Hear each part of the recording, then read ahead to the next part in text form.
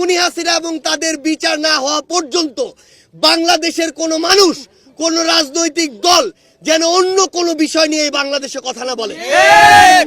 যতদিন না আমরা খুনি হাসিনাকে ওই ফাঁসির মঞ্চে না দেখছি, এই বাংলাদেশে কেউ যেন ভুল ক্রমেও ওই নির্বাচনের কথা না বলে। মায়ের এই আহাজারিকে সামনে রেখে আপনাদেরকে শুধু একটা কথাই বলি, মানে যখন এখনো আমরা একটু আগে দেখলাম একটা ছবি আমাদের একজন ভাইয়ের, এই খুনি হাসিনা যখন শুধু এই ক্ষমতায় টিকে থাকার জন্য আমার এমন হাজার ভাইকে খুন করতে বিন্দুমাত্র দ্বিধা করেনি।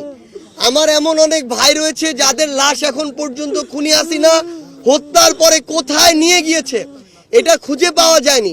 যেই ঘটনা আমরা ওই শাপলাতে দেখেছিলাম যে শত শত লাশ খুনি হাসিনা ফেলেছে, কিন্তু লাশগুলো পাওয়া যায়নি। আজকে আমার মা তার সন্তানের লাশের জন্য শেষবার একবার দেখার জন্য এখন সেই আহাজারি করছে। এই মাকে আমরা সে আমাদের জায়গা থেকে বাইতুল মোকাররমের সামনে সেদিন দেখেছি, প্রত্যেকটা জায়গায় এই মা এভাবে আহাজারি করে ছুটে বেরিয়েছেন। তো সবচেয়ে বড় কথা হচ্ছে আমরা হয়তো আমাদের জায়গায় সর্বোচ্চ চেষ্টা করতে পারি আমাদের ভাইয়ের লাশটা খোঁজার জন্য, কিন্তু এটা বলতে পারি না যে কখনো পাবো কি পাবো না। কিন্তু যেই ভাইয়ের লাশের জন্য আমার একজন মা এভাবে আহাজারি করে, যেই খুনির নির্দেশে আমার এই ভাইগুলোকে হত্যা করা হলো, সেই খুনির বিচার না দেখা পর্যন্ত কিভাবে এই বাংলাদেশে আমরা অন্য কিছু চিন্তা করি? এই খুনি হাসিনাকে বাংলাদেশে নিয়ে আসতে হবে একটা কারণে, খুনি হাসিনা আসবে, বিচারের মঞ্চে দাঁড়াবে, এরপরে ফাঁসির মঞ্চে দাঁড়াবে।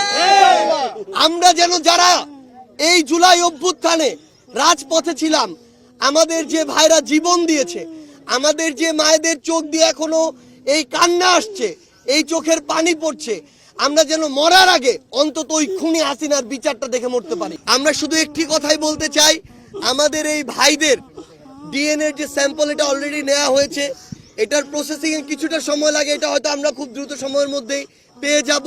কিন্তু এই স্যাম্পল আমরা পাই, আমাদের ভাইদের আমরা আইডেন্টিফাই করতে পারি, সেটা এক বিষয়। কিন্তু যে খুনি হাসিনা তার দোসর ছাত্রলীগ, যুবলীগ, আওয়ামী লীগের ক্যাডারদেরকে ব্যবহার করে আইন শৃঙ্খলা রক্ষাকারী বাহিনীর তথাকথিত যে সদস্যদেরকে ব্যবহার করে এই নৃশংসতা ঘটিয়েছে, এই হত্যাগুলো ঘটিয়েছে, সেই খুনি হাসিনা এবং তাদের বিচার না হওয়া পর্যন্ত বাংলাদেশের কোনো মানুষ, কোনো রাজনৈতিক দল যেন অন্য কোনো বিষয় নিয়ে এই বাংলাদেশে কথা না বলে।